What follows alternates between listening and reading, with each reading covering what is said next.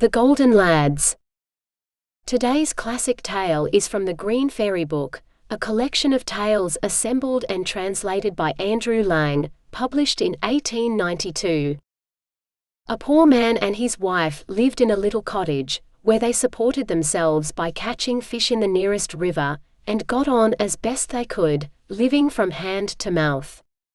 One day it happened that when the fisherman drew in his net, he found in it a remarkable fish, for it was entirely of gold.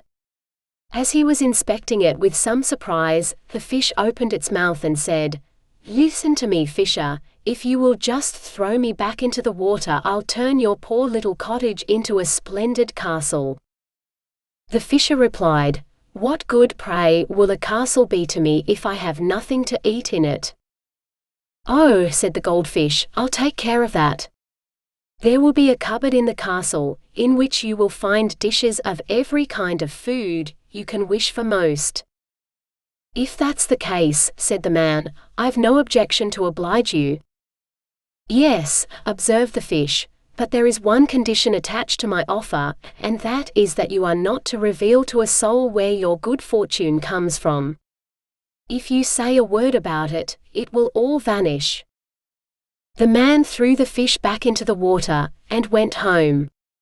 But on the spot where his cottage used to stand, he found a spacious castle. He opened his eyes wide, went in and found his wife dressed out in smart clothes, sitting in a splendidly furnished drawing room. She was in high spirits and cried out, "Oh husband, how can this all have happened? I am so pleased." "Yes," said her husband, "so am I pleased, but I'm uncommonly hungry, and I want something to eat at once." Said his wife, "I've got nothing, and I don't know where anything is in this new house." "Never mind," replied the man. "I see a big cupboard there. Suppose you unlock it." When the cupboard was opened, they found meat, cakes, fruit, and wine, all spread out in the most tempting fashions. The wife clapped her hands with joy and cried, "Dear heart, what more can one wish for?" And they sat down and ate and drank. When they had finished, the wife asked, "But husband, where do all these riches come from?" "Ah," said he, "don't ask me. I dare not tell you. If I reveal the secret to anyone, it will be all up with us." "Very well," she replied, "if I'm not to be told, of course I don't want to know anything about it."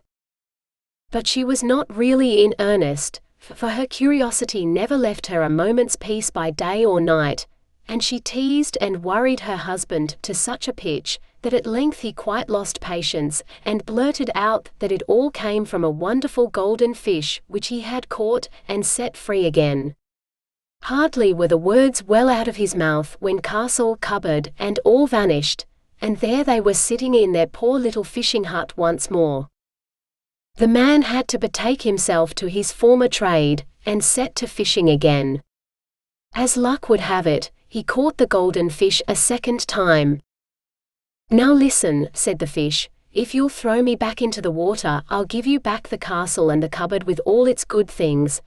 But now take care and don't for your life betray where you got them, or you'll just lose them again." "I'll be very careful," promised the fisher, and threw the fish back into the water. When he went home, he found all their former splendor restored, and his wife overjoyed at their good fortune. But her curiosity still continued to torment her, and after restraining it with a great effort for a couple of days, she began questioning her husband again, as to what had happened, and how he had managed. The man kept silence for some time, but at last she irritated him so much that he burst out with the secret, and in one moment the castle was gone, and they sat once more in their wretched old hut. "There," exclaimed the man, "you would have it, now we may just go on short commons." "Ah," said his wife, "after all I'd rather not have all the riches in the world if I can't know where they come from. I shall not have a moment's peace." The man took to his fishing again, and one day fate brought the goldfish into his net for the third time. "Well," said the fish, "I see that I am evidently destined to fall into your hands. Now take me home and cut me into 6 pieces. Give 2 bits to your wife to eat, 2 to your horse, and plant the remaining 2 in your garden, and they will bring you a blessing." The man carried the fish home, and did exactly as he had been told. After a time it came to pass that from the 2 pieces he had planted in the garden, 2 golden lilies grew up, and that his horse had 2 golden foals, whilst his wife gave birth to twin boys who were all golden. The children grew up both tall and handsome, and the foals and the lilies grew with them. One day the children came to their father and said, "Father, we want to mount on golden steeds, and ride forth to see the world." Their father answered sadly, "How can I bear it if, when you are far away, I know nothing about you?" And they said, "The golden lilies will tell you all about us if you look at them. If they seem to droop, you will know we are ill, and if they fall down and fade away, it will be a sign we are dead." So off they rode, and came to an inn where were a number of people who, as soon as they saw the 2 golden lads, began to laugh and jeer at them. When one of them heard this, his heart failed him, and he thought he would go no further into the world, so he turned back and rode home to his father, but his brother rode on till he reached the outskirts of a huge forest. Here he was told, "It will never do for you to ride through the forest, it is full of robbers, and you're sure to come to grief, especially when they see that you and your horse are golden. They will certainly fall on you and kill you." However, he was not to be intimidated, but said, "I must and will ride on." So he procured some bear's skins, and covered himself and his horse with them, so that not a particle of gold could be seen, and then rode bravely on into the heart of the forest. When he had got some way, he heard a rustling through the bushes, and presently a sound of voices. Someone whispered on one side of him, "There goes someone," and was answered from the other side, "Oh, let him pass. He's only a bear-keeper, and as poor as any church mouse." So Golden Lad rode through the forest, and no harm befell him. One day he came to a village, where he saw a girl who struck him as being the loveliest creature in the whole world, and as he felt a great love for her, he went up to her and said, "I love you with all my heart, will you be my wife?" And the girl liked him so much that she put her hand in his and replied, "Yes, I will be your wife, and will be true to you as long as I live." So they were married, and in the middle of all the festivities and rejoicings, the bride's father came home and was not a little surprised at finding his daughter celebrating her wedding. He inquired, "And who is the bridegroom?"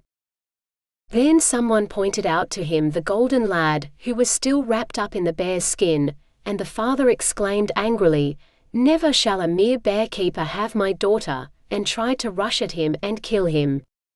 But the bride did all she could to pacify him and begged hard, saying, "After all, he is my husband, and I love him with all my heart," so that at length he gave in.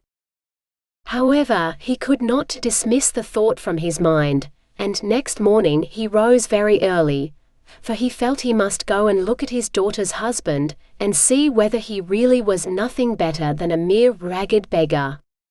So he went to his son-in-law's room, and who should he see lying in the bed, but a splendid golden man, and the rough bearskin thrown on the ground close by.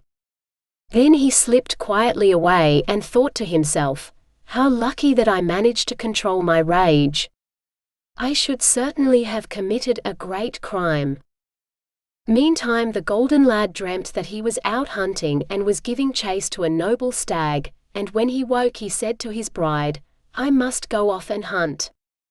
She felt very anxious and begged he would stay at home, adding, "Some mishap might so easily befall you," but he answered, "I must and will go."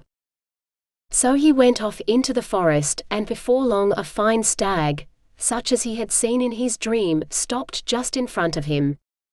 He took aim, and was about to fire when the stag bounded away. Then he started off in pursuit, making his way through bushes and briars, and never stopped all day, but in the evening the stag entirely disappeared, and when Golden Lad came to look about him, he found himself just opposite a hut in which lived a witch. He knocked at the door, which was opened by a little old woman who asked, "What do you want at this late hour in the midst of this great forest?" He said, "Haven't you seen a stag about here?" "Yes," said she, "I know the stag well," and as she spoke a little dog ran out of the house and began barking and snapping at the stranger. "Be quiet, you little toad," he cried, "or I'll shoot you dead." Then the witch flew into a great rage and screamed out, "What, you'll kill my dog, will you?" And the next moment he was turned to stone and lay there immovable, whilst his bride waited for him in vain and thought to herself, "Alas, no doubt the evil I feared, and which has made my heart so heavy, has befallen him." Meantime, the other brother was standing near the golden lilies at home, when suddenly one of them bent over and fell to the ground. "Good heavens," cried he, "some great misfortune has befallen my brother. I must set off at once, perhaps I may still be in time to save him." His father entreated him, "Stay at home. If I should lose you too, what would become of me?" But his son replied, "I must and will go." Then he mounted his golden horse, and rode off till he reached the forest where his brother lay transformed to stone. The old witch came out of her house and called to him, for she would gladly have cast her spells on him too, but he took care not to go near her, and called out, "Restore my brother to life at once, or I'll shoot you down on the spot." Reluctantly she touched the stone with her finger, and in a moment, it resumed its human shape. The two golden lads fell into each other's arms and kissed each other with joy, and then rode off together to the edge of the forest, where they parted, one to return to his old father, and the other to his bride. When the former got home, his father said, "I knew you had delivered your brother," for all of a sudden the golden lily reared itself up and burst into blossom. Then they all lived happily to their lives' ends, and all things went well with them.